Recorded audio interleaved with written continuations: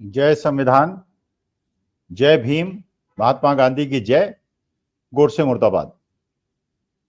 आज दी public India में मैं पहले स्पष्ट कर दूं, आजकल मैं जो विषय ले रहा हूं वो बड़े कंट्रोवर्शियल हैं। और कंट्रोवर्शियल विषय मैं इसलिए ले रहा हूं कि मैं चाहता हूं कि एक प्रश्न पूछने का जो एक स्वभाव होता है वो किसी भी स्वस्थ समाज के लिए बहुत ज्यादा आवश्यक है।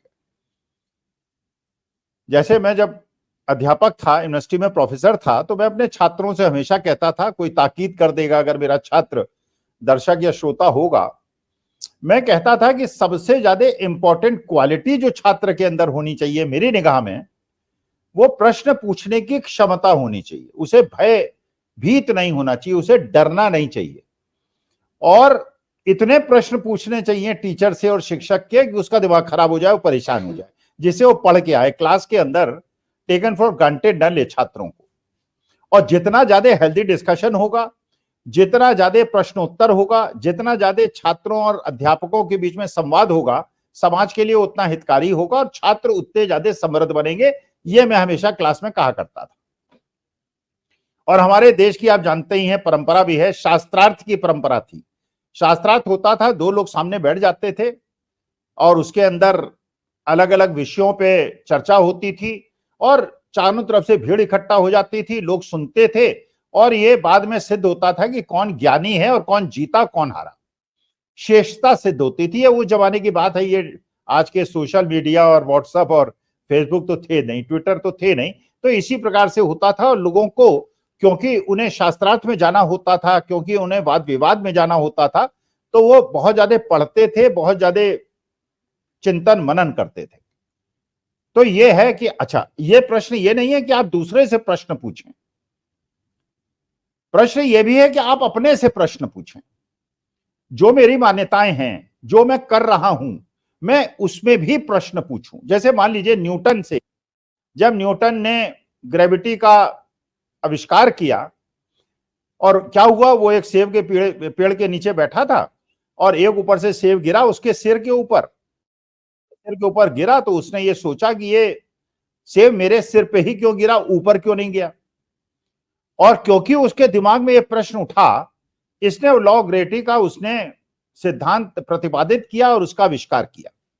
इसका माने अगर उसने प्रश्न ना पूछा होता, क्योंकि उसके पहले न्यूटन से पहले बहुत सारे लोगों के सिर पे सेब गिरा होगा, लोगों ने कहा होगा ठीक है गिर गया तो कोई बात नहीं, चोट तो नहीं लगी, लेकिन न्यूटन ने प्रश्न पूछा और एक बहुत बड़ा आविष्कारक बन गया। तो जब तक आपके अंदर जिज्ञासा न हो, जब तक आपके अंदर प्रश्न पूछने का मन न हो, अच्छा प्रश्न पूछे कोई, जैसे मैं अध्यापक था तो मैं जानता था अगर कोई शिष्य प्रश्न पूछेगा, केवल अगर वो 4 प्रश्न पूछे किसी सब्जेक्ट में, तो मुझे उसके नॉलेज का लेवल पता चल जाएगा। जिसके बेसिक फाउंडेशन सही है, जिसने बेसिक अध्ययन किया हुआ है, उसके जो प्रश्न हैं वो उच्च स्तरीय होंगे। और अगर किसी बच्चे ने केवल प्रश्न पूछने के लिए प्रश्न पूछा, तो वो जो प्रश्न पूछेगा मुझे पहले ही बात पता चल जाएगा कि इसको कोई ज्ञान व्यान नहीं है, तो प्रश्न पूछने के लिए प्रश्न पूछ रहा है, मुझे इंप्रेस करने के लिए, इंटरनल मार्क्स देने के लिए प्रश्न पूछ रहा है।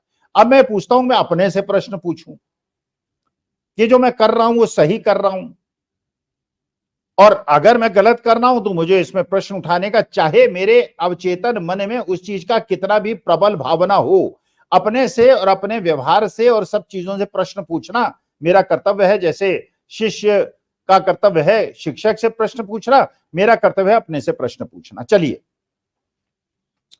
मैं मूर्ति पूजक हूं, मैं भगवान को मानने वाला हूं, मैं आस्तिक हूं।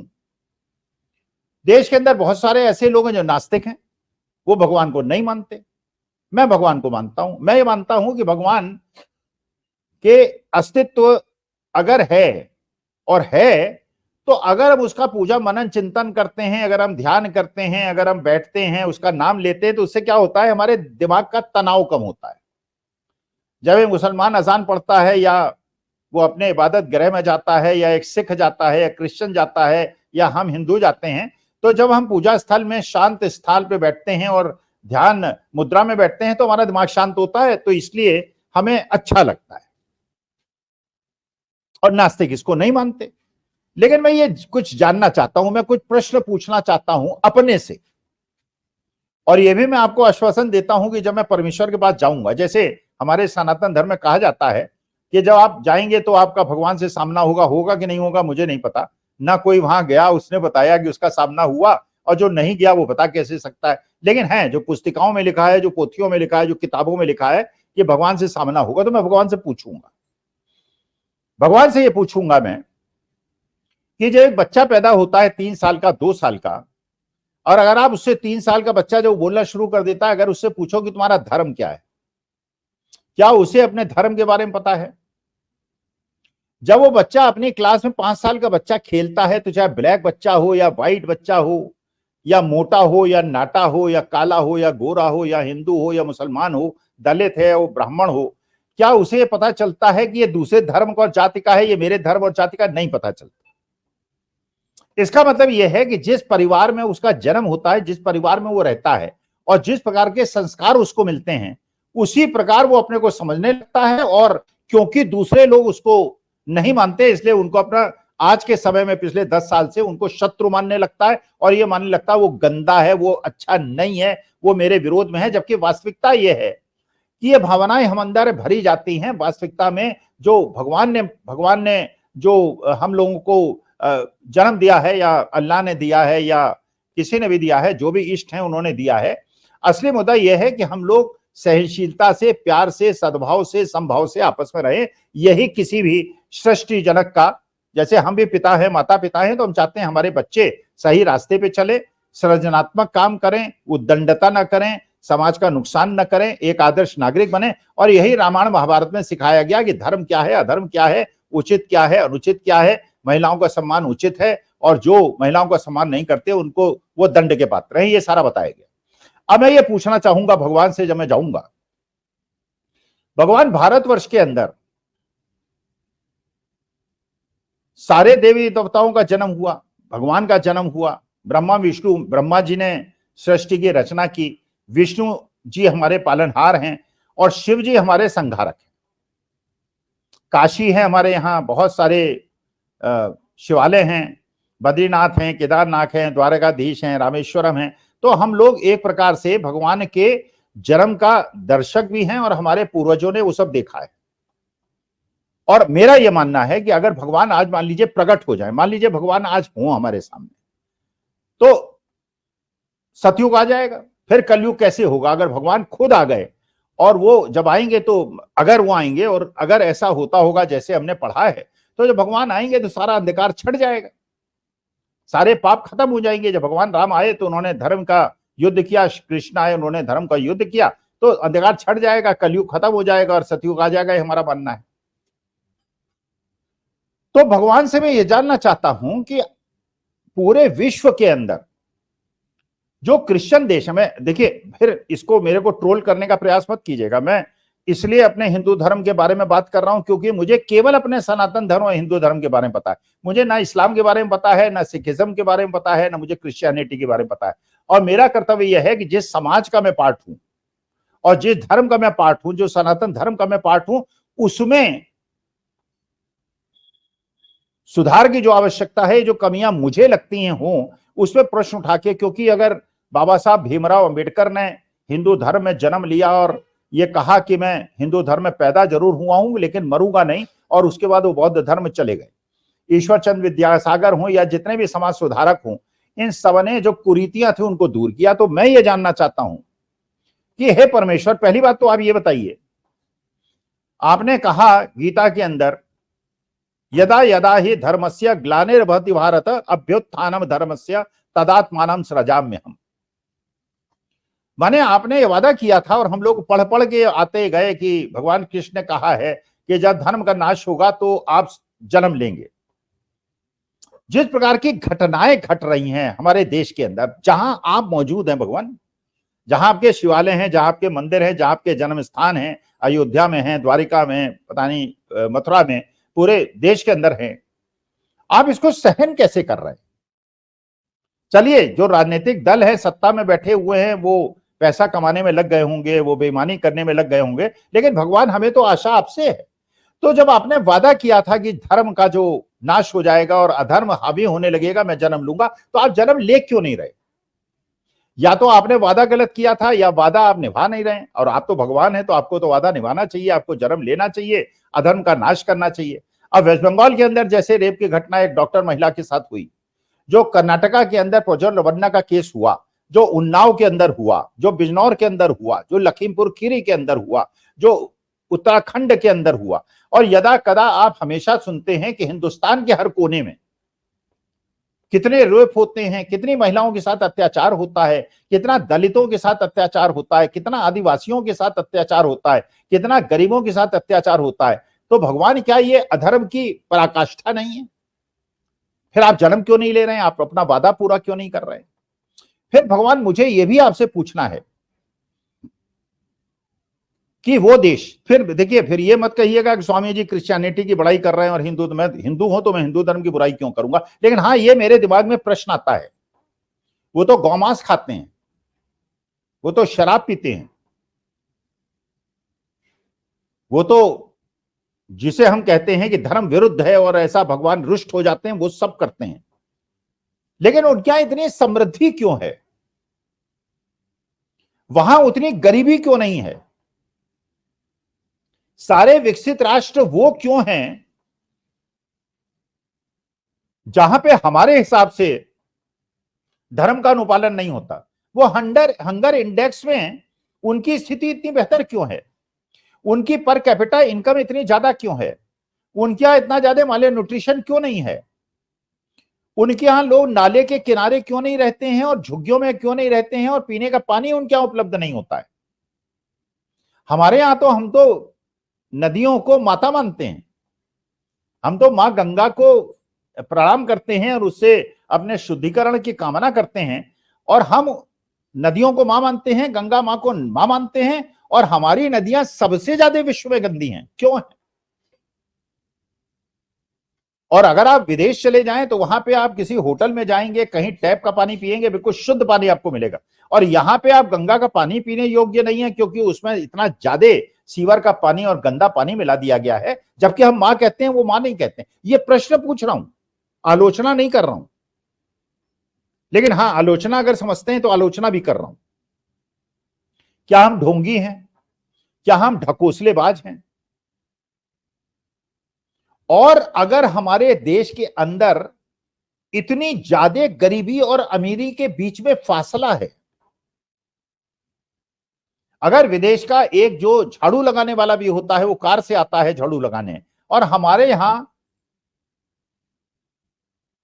जो सीवर के अंदर घुस के सफाई करने वाले लोग हैं, उनके पास सुरक्षा के साधन नहीं है, ऑक्सीजन के साधन नहीं है, और यदा कदा आप पढ़ते रहते हैं अखबारों के अंदर कि जब वो सफाई करने के लिए सीवर के अंदर घुसे तो जहरीली गैस की वजह से उनकी मृत्यु हो गई। और परमेश्वर, आप तो इस धरती में मौजूद हैं, तो आप कुछ करते क्यों नहीं? आप अपने भक्तों की, अब भक्तों में आप देखिए, हम लोग तो आपकी सुबह शाम पूजा करते हैं, तो अगर हम पूजा करते हैं तो कम से कम यहां के गरीब से गरीब आदमी को आप इस योग्य क्यों नहीं बनाते कि अपना भरण पोषण कर सके, अपने बच्चों को चिकित्सा दिला सके, अपने बच्चों को एजुकेशन दिला सके? आपकी निगाहों में ये चीज क्यों नहीं आ रही है कि कुछ लोगों के पास इतना ज्यादा पैसा है कि उसको रखने की उनके पास क्षमता नहीं है? वो शेल कंपनीज बनाते हैं, ऑफशोर कंपनीज बनाते हैं, विदेश में जा जाके मॉरिशस में और पता नहीं कहां कहां अपना अकाउंट्स खोलते हैं और स्विस बैंक में रखते हैं, पनामा पेपर, पनामा लीक होता है, पता नहीं क्या क्या करते हैं, और देश की 80% जनसंख्या तब तक जीवित नहीं रह सकती जब तक उसको 5 किलो अनाज नहीं मिले। तो परमेश्वर इसको क्यों सहन कर रहा है? आप अपना सुदर्शन चक्र क्यों नहीं उठाते? और ये हमारे देश की गरीब जनता जो आपकी सबसे ज्यादा स्तुति करती है, सबसे ज्यादा पूजा पाठ करती है, अगर आप कांवड़ यात्रा में देखेंगे और उनका सर्वेक्षण कराएंगे तो आपको पता चलेगा 90% लोग ऐसे हैं जो मध्यम वर्ग और निम्न मध्यम वर्ग के हैं, बहुत उच्च वर्ग के लोग नहीं है। उसमें अंबानी, अडानी और जय शाह और राजनाथ सिंह के बेटे और राहुल गांधी के भाई बहन या बाकी लोग नहीं दिखाई पड़ेंगे। उसमें गरीब लोग दिखाई पड़ेंगे, मध्यम वर्ग के दिखाई पड़ेंगे जो भगवान शिव की भक्ति करते हैं। तो भगवान उन पर कृपालु क्यों नहीं होते आप?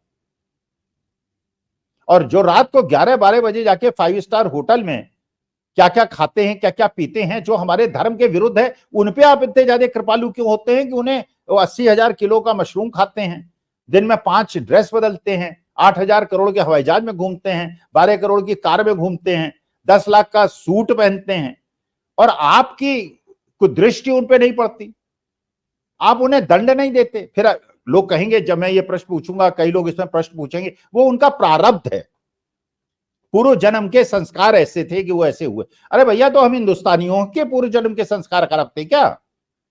इंग्लैंड में, जर्मनी में, फ्रांस में, अमेरिका में, वहां पे क्या पूर्व जन्म के संस्कार नहीं होते? अगर सिद्धांत है तो सिद्धांत है, फिर ऐसा थोड़ी वो सिद्धांत क्रिश्चियनिटी में नहीं है, अरे भाई, अगर भगवान की सृष्टि बनाई है, ब्रह्मा जी ने सृष्टि का निर्माण किया है, तो सबके बराबर होगा।